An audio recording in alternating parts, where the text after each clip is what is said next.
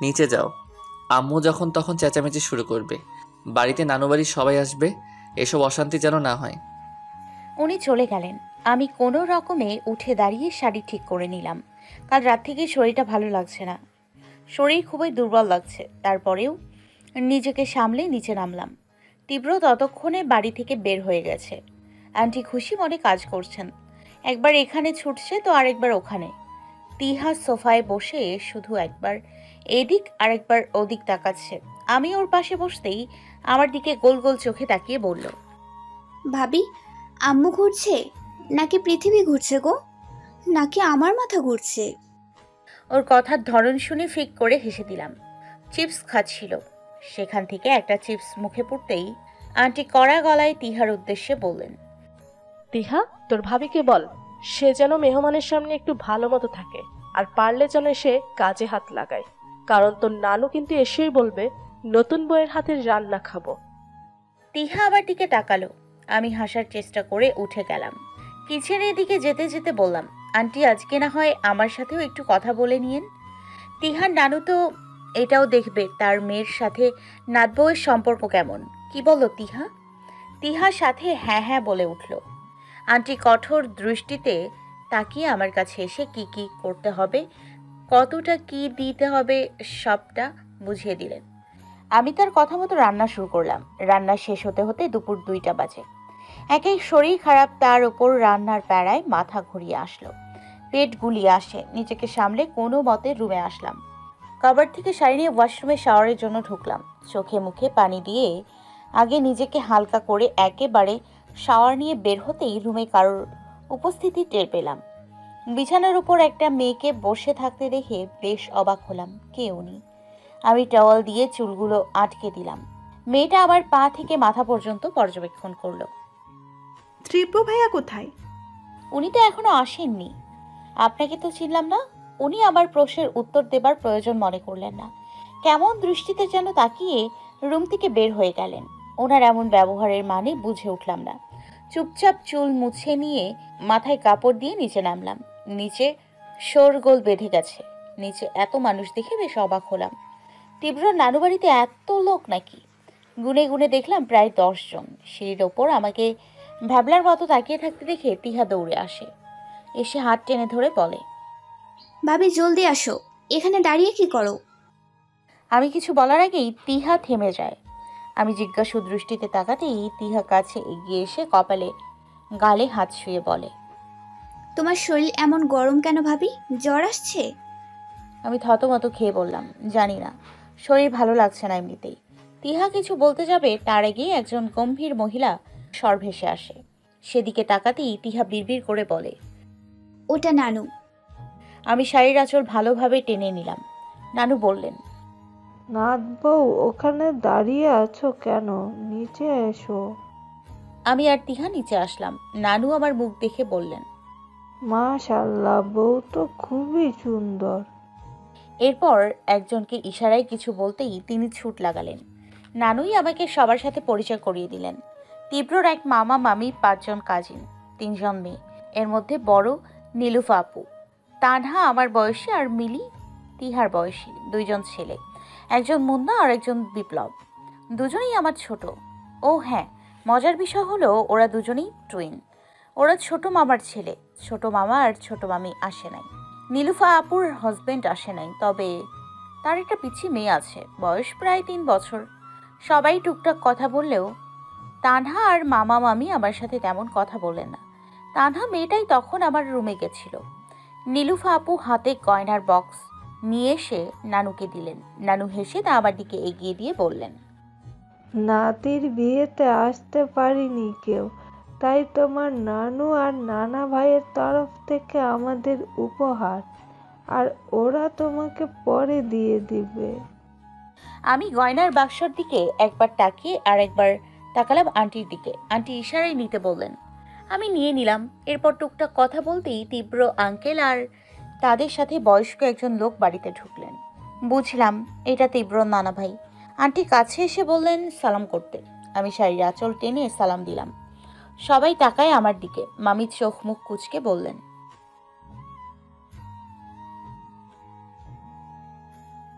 ওনার কথা শুনে যেন হ্যাং মেরে গেলাম। তবুও কিছু না বলে মাথা নিচু করতেই গম্ভীর গলায় সালাম নিলেন নানা ভাই। এরপর মামির উদ্দেশ্যে বললেন, আল্লাহ ছাড়া কারোর কাছে মাথা নত বা পায়ে হাত দিয়ে সালাম করা যায় না, তাই নাত বউ যা করেছে ঠিক করেছে। মামি মাথা নত করে নিলেন, আর চোখে তীব্রর দিকে তাকিয়ে দেখলাম সে গম্ভীর দৃষ্টিতে তাকিয়ে আছে আমার দিকে। আমি সব সময় ওনাকে এভাবে দেখে অভ্যস্ত। এরপর টুকটাক কথা বলে সবাই নিজেদের রুমে গেল রেস্ট নিতে। তারপর খাওয়া দাওয়ার বিষয়টা হবে। আমিও নিজের রুমে যাওয়ার জন্য পা বাড়ালাম। পেছনে একবার তাকিয়ে দেখলাম তানহা আর তীব্র দাঁড়িয়ে আছে লিভিং রুমে। তিহা সিঁড়ির কাছ পর্যন্ত এসে আবার ঘুরে গেল তীব্রর কাছে। আমি চুপচাপ রুমে এসে বিছানায় গা এলিয়ে দিলাম। তার বেশ কিছুক্ষণ পর আসলো তীব্র। এসেই নিজের গায়ের ব্লেজারটা রেগে ছুঁড়ে মারলেন। ওনার হঠাৎ রাগের কারণ বুঝলাম না। এতক্ষণ তো তাকে স্বাভাবিকই মনে হয়েছে। আমি কিছু না বলে যেভাবে ছিলাম সেভাবেই রইলাম। কিছুই ভালো লাগছে না। তীব্র আমার দিকে তাকিয়ে গম্ভীর স্বরে বললেন, চোখ মুখ কেমন কেন? শরীর খারাপ? আমি পিটপিট করে তার দিকে তাকালাম। আসলেও শরীরটা খুবই খারাপ লাগছে, কিন্তু আমি তো ওনাকে বলিনি, তাহলে বুঝলো কিভাবে? ওভাবেই বসে থেকে বললাম, কই না তো। তীব্র আর কিছু না বলে ওয়াশরুমে চলে গেলেন। খানিক বাদেই তিহা হাজির। নিচে ডাকছে আন্টি। তিহার সাথে নিচে এসে সবাইকে খাবার দিলাম। রাতে খাওয়া দাওয়া শেষে সবাই আড্ডা দিতে বসছি। আমরা ছোটরা সবাই একসাথে। তিহা, মিলি, বিপ্লব, মুন্না সবাই আমাকে গল্প শোনাচ্ছে। এক পর্যায়ে কথা ওঠে তানহা আর তীব্রকে নিয়ে। আমি ওদের মুখে তানহার কথা শুনে বললাম, আচ্ছা তানহা এত চুপচাপ কেন? ও কি সবসময় এমনই থাকে? আমার সাথে কথাও বলল না। মিলি আগ্রহ নিয়ে বলল, আরে ভাবি, ও এমনিতেই চুপচাপ স্বভাবের, তবে আপনাকে সহ করতে পারে না, তাই কথা বলে না। আব্বু আম্মু আপনাকে পছন্দ করে না। কেন? আরে জানেন না, তানহা আপুর সাথে তো। এটুকু বলতেই তিহা থামিয়ে দেয় মুন্নাকে। চোখ গরম করে বলে, এগুলো আগের কথা এখন বলছিস কেন? অনেক রাত হয়েছে, যে যার রুমে যা। তাছাড়া তোরা তো অনেক দূর থেকে জার্নি করে এসেছিস। তিহার কথায় সবাই চুপ মেরে গেল। আমি তিহার দিকে তাকালাম। কিছু লুকোলো নাকি তিহা? এক এক করে তিহা, মিলি, বিপ্লব চলে গেলেও সব শেষে মুন্না বের হতে গিয়েও আমার কানের কাছে এসে বলে, তানহা আপু আর তীব্র ভাইয়ের বিয়ে হওয়ার কথা ছিল, আপনার জন্য তো তা ভেঙে গেছে। এই জন্য আপনাকে ওরা সহ্য করতে পারে না, কিন্তু আমার আপনাকে খুব ভালো লেগেছে, তাই জন্য বলে দিলাম। বলে এক দৌড়ে বেরিয়ে গেল। আমি ওর যাওয়ার দিকে অবাক চোখে তাকিয়ে রইলাম। তানহার সাথে বিয়ের কথা হলে কেন সে বিয়ে ভেঙে গেল? কেনই বা আমাকে বিয়ে করলো তীব্র? মাথার মধ্যে সব জট পেকে গেল। ওভাবেই বসে রইলাম। মাথা ঝিমঝিম করছে। ঠান্ডা বাড়তে লাগলো আমার। বুঝলাম জ্বর বাড়ছে। কোনো রকমে শুয়ে পড়লাম। খানিক বাদেই একবার তিহা এসে কপালে হাত দিয়ে দেখে কি কি যেন বলে গেল। জ্বরের ঘরে ঠিকমতো তার কিছুই শুনতে পেলাম না। তিহা চলে যায়। আমি ধীরে ধীরে চোখ বন্ধ করে শুয়ে রইলাম। ঘুম হালকা হলো। কারণ ঠান্ডা হাতের স্পর্শে, একেই তো ঠান্ডা, তার মধ্যে জ্বর, তাই ঠান্ডা হাতটা একটু বেশি ঠান্ডা মনে হলো। পিটপিট করে তাকিয়ে দেখলাম তীব্র চিন্তিত মুখে পাশে বসে আছে। আমাকে চোখ মেলতে দেখে দু হাতে আগলে নিয়ে বললেন, জ্বরে গা পুড়ে যাচ্ছে, আমাকে জানাওনি কেন? তোমার শরীর খারাপ? কিছু খেয়েছো? মেডিসিন নিছো? আমি ওনার প্রশ্নের উত্তর না দিয়ে হাত টেনে ধরলাম। ঠোঁট উল্টে বললাম, আপনি এই তানহাকে বিয়ে করবেন বলে আমাকে ছেড়ে দেবেন, তাই না? পচা আপনি, কথা নাই আপনার সাথে। সকালে ঘুম ঘুম চোখে তাকিয়ে দেখলাম তীব্র আমার হাতের ওপর ঘুমিয়ে আছে। ওনাকে এই অবস্থায় দেখে আমার ঘুম ছুটে গেল। পিটপিট করে চেয়ে রইলাম ওনার দিকে। বেডসাইড টেবিলের ওপর বাটি ভর্তি পানি আর কাপড় দেখে বুঝলাম রাতে উনি আমার জ্বরের জন্য জেগেছিলেন। চোখ দুটো আরো ছোট ছোট হয়ে গেল। সারাদিনেই যাকে যা তা বলি, সে সারা রাত জেগে আমার সেবা করলো। আমি হাতটা একটু নাড়াতেই উনি লাফিয়ে উঠলেন। আমার কাছে এগিয়ে কপাল চেক করে বিড়বিড় করে বললেন, যাক, জ্বরটা কমে গেছে। আমি চোখ ছোট ছোট করে বললাম, আপনি সারা রাত ঘুমোননি? উনি খানিকক্ষণ গম্ভীর দৃষ্টিতে তাকিয়ে ঘুরে এসে আমার পাশটায় শুয়ে পড়লেন। ব্ল্যাঙ্কেট দিয়ে মুখ ঢেকে নিতে নিতে বললেন, চুপচাপ শুয়ে থাকো, উঠবে না।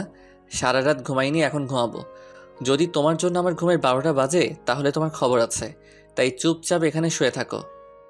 আমি ওনার কথা শুনে ফ্যাল ফ্যাল করে তাকিয়ে রইলাম। লোকটার কি মাথা খারাপ হয়ে গেল? ওনার কথা মতো চুপচাপ শুয়েই থাকলাম। জ্বরটা কমলেও শরীরটা এখনো দুর্বল লাগছে, তাই চুপচাপ শুয়ে রইলাম। মাথার মধ্যে এত এত কথা ঘুরপাক খাচ্ছে। ওনার দিকে ফিরে শুয়েছিলাম, হুট করেই উনি আমার দিকে মুখ করে শুয়ে পড়লেন, চোখ বন্ধ তখনও। আমি তাকিয়ে রইলাম তার মুখের দিকে। সারা রাত না ঘুমানোর জন্য চোখ মুখ কেমন হয়ে আছে, চুলগুলো উস্কো খুস্কো। কতক্ষণ তার মুখের দিকে তাকিয়েছিলাম মনে নেই। ওভাবে থাকতে থাকতেই হঠাৎ দরজার নক শুনে ধ্যান ভাঙে। বাইরে থেকে তিহা ডাকছে।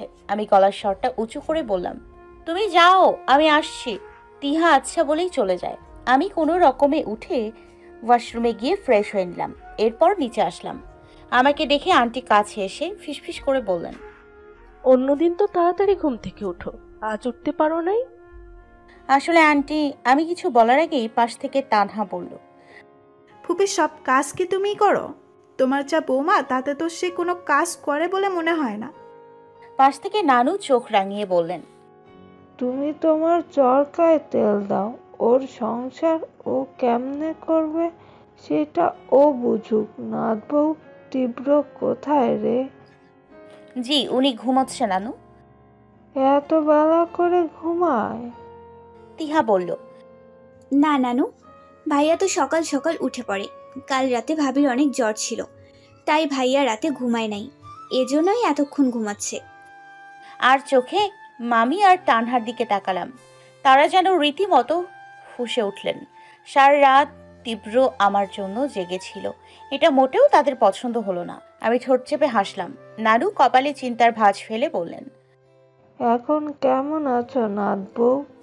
জ্বর নিয়ে উঠতে গেল কেন? না নানু, ঠিক আছে এখন। আবার বলা শেষ হওয়ার সাথে সাথেই গম্ভীর কণ্ঠ ভেসে আছে, তুমি ঠিক আছো কি নেই তা কি তোমাকে দেখতে বলেছি? পাকনামি করে রুম থেকে বের হয়েছো কেন? আমি ঘাড় ফিরিয়ে তার দিকে তাকালাম। তীব্র চোখ মুখ দেখে ফাঁকা ঢোক গিলাম। ওনার গম্ভীর কণ্ঠ শুনে নানু মুচকি হেসে বললেন, এদিকে আসো নানু ভাই। তীব্র এসে নানুর পাশে বসলেন। আমার দিকে তখনও তিনি অদ্ভুতভাবে তাকিয়ে আছে। ওনার এমন ভয়ঙ্কর দৃষ্টি দেখে ভরকে গেলাম। নানু ভাই বললেন, বউয়ের দেখি খুব খেয়াল রাখো। তীব্র নানুর সামনে একদম অন্য রূপের মানুষ হয়ে গেলেন। হেসে বললেন, একটু বেশি ভালোবাসি তো তাই, তবে তোমার চেয়ে বেশি না। নানু শব্দ করে হাসলেন। আমি ভেংচি কেটে বিড়বিড় করে বললাম, আসছে রে ভালোবাসা আর সে, ফানি। এর মধ্যেই তানহা উঠে গটগট করে চলে গেলেন। তানহা উঠে যাওয়ায় মামি একবার সবার দিকে তাকিয়ে নিজেও পেছন পেছন গেলেন। আন্টি একবার শুধু সেদিকে তাকালেন, কিন্তু গেলেন না। নানু বা তীব্র কারোরই ভ্রুক্ষেপ হলো না। দুজন দুজনের মতো কথা বলা শেষ করলেন। তারপর তীব্র আমার কাছে এসে বললেন, রুমে আসো। আমি মাথা নাড়িয়ে ওনার পিছু হাঁটলাম। রুমে আসতেই উনি খেপে গেলেন। আমার হাত চেপে ধরে বললেন, বের হতে নিষেধ করছিলাম না, বের হলে কেন? আমি ফাঁকা ঢোক গিলে বললাম, তিহা তো ডাকছিল তাই গিয়েছিলাম। তো ডাকলেই যেতে হবে, বলতে পারলে না আমি নিষেধ করছি নিচে যেতে? আমি কোনো উত্তর না দিয়ে বললাম, হাঁটা ছাড়ুন, ব্যথা পাচ্ছি। উনি ছেড়ে দিলেন। খুব জোরে না ধরলেও শরীর ব্যথার জন্য ব্যথা পেয়েছি। উনি ছেড়ে দিয়ে গটগট করে ওয়াশরুমে ঢুকলেন ফ্রেশ হওয়ার জন্য। আমি কিছুক্ষণ সেদিকে তাকিয়ে থেকে বেলকনিতে গিয়ে দাঁড়ালাম। পাশের বেলকনিতে তখন তানহা দাঁড়িয়েছিল, সাথে মিলিও ছিল। তানহাকে দেখে হাসার চেষ্টা করলাম। তানহা আমাকে দেখে চোখ মুখ কুঁচকে বললেন, তাহলে তোমার জন্যই ত্রিপু আমাকে ছেড়েছে? জি, বুঝলাম না। তানহা হেসে বলে, এত খুশি হওয়ার কিছু নাই। ত্রিপু আমার ভালোবাসার বিয়েও আমারই করবে। তোমার সাথে ওর বিয়েটা জাস্ট একটা সাময়িক ডিল। কিছু মাথায় গেল না, পুরোটাই মাথার উপর দিয়ে গেল। তবে একটা কথায় থমকালাম ভীষণ। আমাকে বিয়ে করাটা ডিল মানে কিসের ডিল? কার সাথে এই ডিল? তানহা বাঁকা হেসে বেলকনি থেকে চলে যায়। পেছন পেছন মিলিয়েও যায়। আমি ওভাবেই কিছুক্ষণ দাঁড়িয়ে রইলাম। কতটা সময় পর তীব্র এলো। পাশে দাঁড়িয়ে বললেন, এখানে কি করো? নাস্তা করবে না? শরীর খারাপ লাগছে বেশি? আমি ওনার দিকে তাকিয়ে শান্ত কণ্ঠে বললাম, আমাকে বিয়ে করাটা আপনার ডিল ছিল? তীব্র যেন আকাশ থেকে পড়লো, অবাক চোখে তাকিয়ে থাকলো মুখ পানে। আমি তখনও জবাবের আশায় তাকিয়ে আছি তার দিকে। সে অবাক কণ্ঠে বলে, কি বললে? আমি ফের বললাম, আমাকে বিয়ে করাটা আপনার ডিল ছিল? তীব্র মুহূর্তেই ঘামতে শুরু করে। নিজেকে স্বাভাবিক করার যথেষ্ট চেষ্টা করলেন। বড় বড় শ্বাস নিয়ে গম্ভীর কণ্ঠে বললেন, এসব উল্টাপাল্টা কথা কে বলেছে?